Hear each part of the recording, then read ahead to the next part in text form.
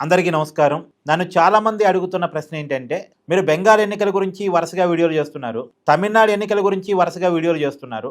ఎందుకు కేరళ ఎన్నికల గురించి వీడియో చేయట్లేదు? కేరళ ఎన్నికల గురించి కూడా ఒక వీడియో చేయండి అని అడుగుతున్నారు.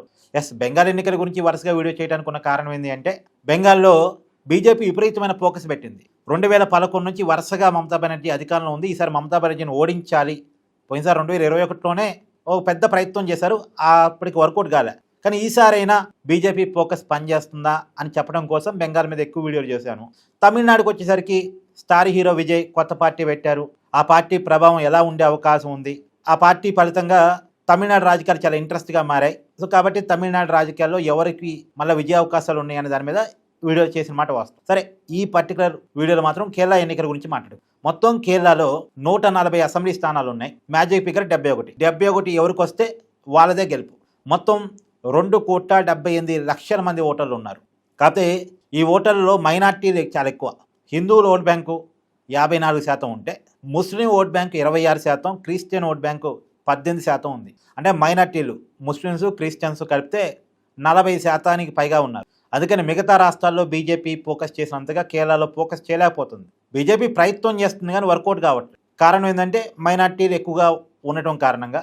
అందులో హిందువులు కూడా బీజేపీ వైపు పెద్దగా చూడలేకపోతున్నారు. సరే, పోయినసారి లోకల్ బాడీలో బీజేపీ కొంత వర్కౌట్ చేసుకుంది. ప్రధానంగా ఇప్పుడు బీజేపీ అసెంబ్లీ ఎన్నికల్లో కూడా ఒక 20 స్థానాల మీద ఫోకస్ పెట్టి పనిచేస్తుంది. ఇక్కడ కేరళలో ఆర్ఎస్ఎస్ శాఖ చాలా ఎక్కువ.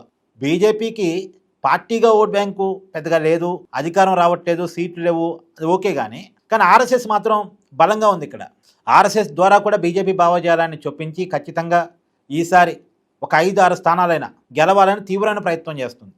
నిజానికి 20 స్థానాల్లో వాళ్ళు ఫోకస్ చేసి పనిచేస్తున్నప్పటికీ కూడా రియాలిటీలో వాళ్ళకు ఒక 5 స్థానాలు వస్తే చాలా గొప్ప. వాళ్ళు ప్రధానంగా తిరువనంతపురం మీద ఫోకస్ పెట్టి పనిచేస్తున్నారు. తిరువనంతపురంలో ఏంటంటే అక్కడ కొంత యూత్ ఎక్కువగా ఉంటారు, ఐటీ పీపుల్ ఎక్కువగా ఉంటారు.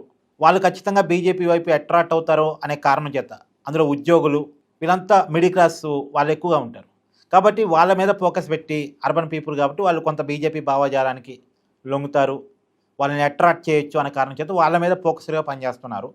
అదిగాక కర్ణాటక బోర్డర్లో ఇలా కొన్ని నియోజకవర్గాలని వాళ్ళు ఎంచుకొని పనిచేస్తున్నారు. అయితే ఎంత అవునన్నా కాదన్నా ఇక్కడ అధికారం, ఇక్కడ ప్రధానమైన పోటీ ఎల్డీఎఫ్కి యూడీఎఫ్కి మధ్య మాత్రమే ఉంది. ఎల్డీఎఫ్ అంటే కమ్యూనిస్టులు, యూడీఎఫ్ అంటే Congress, left democratic front CPM CPI ఈ ఫ్రంట్లో ఉంటాయి. అలాగే యునైటెడ్ డెమోక్రటిక్ ఫ్రంట్ కాంగ్రెస్, ముస్లిం లీగు ఈ ఫ్రంట్లో ఉంటాయి. పోయినసారి జరిగిన ఎన్నికల్లో మామూలు సహజంగా ఏంటంటే ఇక్కడ ఒకసారి కమ్యూనిస్టులకు అధికారం ఇస్తే ఇంకోసారి కాంగ్రెస్ అధికారం ఇస్తూ ఉంటారు. ఒకసారి ఎల్డీఎఫ్, ఇంకోసారి యూడీఎఫ్ అధికారాన్ని మారుస్తూ ఉంటారు. ఎవరికి వరుసగా 2సారి అధికారాన్ని కేరళ ప్రజలు సహజంగా ఇవ్వరు. కానీ పోయినసారి మాత్రం విజయ్ పనితీరు బాగుంది, ఆయన అడ్మినిస్ట్రేషన్ బాగుంది, కరోనా టైంలో కూడా ఆయన బాగా పనిచేశారు, కేరళలో సంక్షేమ పథకాలు బాగున్నాయి అనే కారణం చేత కమ్యూనిస్టులకు 2సారి అధికారాన్ని ఇచ్చారు. అక్కడ ముఖ్యమంత్రికి విజయానికి చాలా మంచి ఇమేజ్ ఉంది.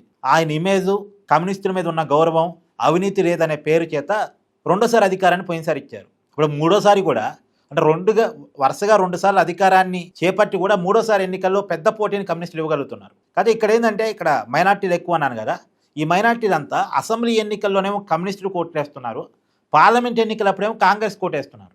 ఎందుకు పార్లమెంట్ ఎన్నికల్లో కమ్యూనిస్టులేమో దేశంలో అధికారం వచ్చే పరిస్థితి లేదు కదా. దేశంలో పోటీ కాంగ్రెస్కు బీజేపీకి మధ్య కాబట్టి వాళ్ళు కాంగ్రెస్ను ఒక ఆప్షన్గా ఎంచుకుంటున్నారు. అదే స్టేట్ పాలిటిక్స్లో మాత్రం కాంగ్రెస్ కంటే కమ్యూనిస్టులు బెటరు అనేటువంటి ఒక ఒపీనియన్కి వస్తున్నారు. ఇక్కడ ముస్లిమ్స్ క్రిస్టియన్స్ పార్లమెంట్ ఎన్నికలప్పుడేమో కాంగ్రెస్కి, అందుకనే కేరళలో ఉన్న పార్లమెంట్ స్థానాలు దాదాపుగా గత 2 సార్లుగా కాంగ్రెసే గెలుస్తుంది. కానీ అసెంబ్లీ ఎన్నికలకు వచ్చేపాటికి మాత్రం కమ్యూనిస్టులు గెలుస్తున్నారు. తేడా కూడా చూడండి. పోయినసారి అసెంబ్లీ ఎన్నికల ఫలితాల్లో సిపిఎంకి 60 స్థానాలు వచ్చాయి, సిపిఐకి 16 స్థానాలు వచ్చాయి. ఈ 2 కలిపితే 76 స్థానాలు ఉన్నాయి. మరి యూడీఎఫ్ ఫ్రంట్లో కాంగ్రెస్కి కేవలం 21 స్థానాలే వచ్చాయి, ముస్లిం లీగ్కి 15 స్థానాలు వచ్చాయి. అంటే ఆ 2 కలిపినా సరే 21, 26, 36 స్థానాలు మాత్రమే ఉన్నాయి. చూడండి ఎంత తేడా ఉందో. అంటే ఎంత బలంగా కమ్యూనిస్టులే మళ్ళీ అధికారం రావాలని ఓట్లేశారు. ఇప్పుడు 3ఓసారి కూడా కమ్యూనిస్టుల వైపు మంచి ఒపీనియన్ ఉంది. కమ్యూనిస్ట్ పరిపాలన మీద, అంటే అక్కడ విజన్ పరిపాలన మీద మంచి ఒపీనియన్ ఉంది. అడ్మినిస్ట్రేషన్ బాగుంది, అవినీతి లేదు, సంక్షేమ పథకాలు ఫలితాలు బాగున్నాయి, కూల్గా ఉంది అంటే అందరూ కాంగ్రెస్ మీద మంచి ఒపీనియన్ లేకపోవటం, అక్కడ లోకల్ నాయకుల మీద మంచి ఒపీనియన్ లేకపోవడం, అక్కడ విజయానికి సరిపడే నాయకులు కాంగ్రెస్లో లేరు అనేటువంటి కారణం, కాంగ్రెస్లో ఉండే వర్గాలు, ఇలా రకరకాల కారణాల ఫలితంగా అక్కడ కమ్యూనిస్టుల వైపే జనం మళ్ళా చూడటానికి అవకాశం ఉంది. కాకపోతే సహజంగా ఒకసారి అధికారం ఒకరికి ఇచ్చారంటే అధికారాన్ని మారుస్తూ ఉండే సహజమైనటువంటి కేరళ కల్చర్ ఏదైతే ఉందో అది కొంత యూడిఎఫ్ వాళ్ళకి ఆశగా ఉంది. లేదు ఈసారి కేరళ ప్రజల మార్పును కోరుకుంటారు, వరుసగా వాళ్ళు అధికారం ఇవ్వరు, సరే రెండోసారి ఏంటి ఇచ్చారు కానీ మూడోసారి అధికారం ఇవ్వరు, మాకే ఇస్తారని యూడిఎఫ్ వాళ్ళ ఆశ. అంటే కేవలం కేరళ కల్చర్ ప్రకారం అధికార మార్పిడి జరిగిద్దని ఆశ తప్ప కాంగ్రెస్ మీద మంచి ఒపీనియన్తోనో లేదు కమ్యూనిస్టుల మీద వ్యతిరేకతతోనో అధికారం వస్తుందని కాదు. మరి ప్రభుత్వం మీద వ్యతిరేకత లేదంటే ఉంది, వరుసగా 2 సార్లు అధికారం ఉన్నప్పుడు ప్రభుత్వం మీద వ్యతిరేకత ఉన్నట్టే సహజంగా కేరళ అక్కడ ఉన్నటువంటి ప్రభుత్వం మీద కూడా విజయన్ ప్రభుత్వం మీద కూడా ఎంతో కొంత వ్యతిరేకత ఉంది. అక్కడ ఉన్న వ్యతిరేకత కూడా ఏంటి, బీజేపీ క్రియేట్ చేసే సహజమైనటువంటి మతపరమైనటువంటి వ్యతిరేకత ఉంటుంది కదా, కమ్యూనిస్టులు మైనార్టీలకి బుజ్జగింపు రాజకీయాలు చేస్తూ ఉంటారు అది ఇది అని చెప్పేసి క్రియేట్ చేసే ఆ రకమైనటువంటి విమర్శ తప్ప పరిపాలనాపరమైన విమర్శ ఏమీ లేదు. పరిపాలన బాగుంది, చాలా కూల్గా ఉంది. అక్కడ ఉపద్రవాలు వచ్చినప్పుడు అలాంటి పరిస్థితులు వచ్చినప్పుడు అక్కడ ప్రభుత్వం పనిచేసే తీరు బాగుంది, అడ్మినిస్ట్రేషన్ బాగుంది, ప్రజలకి పథకాలని చేరువ చేసేటువంటి ప్రయత్నం బాగుంది అనేటువంటి పేరు అయితే ప్రభుత్వానికి ఉంది. కానీ అధికార మార్పిడి జరగవచ్చు అనేటువంటి ఒక ఆశ కేరళ కల్చర్ ప్రకారం జరుగుతూ ఉంది.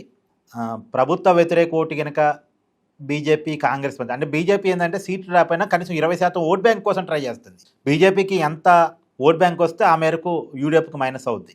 కాకపోతే ప్రభుత్వాన్ని మార్చే కల్చర్ కేరళలో ఉంది కాబట్టి దాని మీద యూడిఎఫ్ పెద్ద ఎత్తున ఆశ పెట్టుకుంది.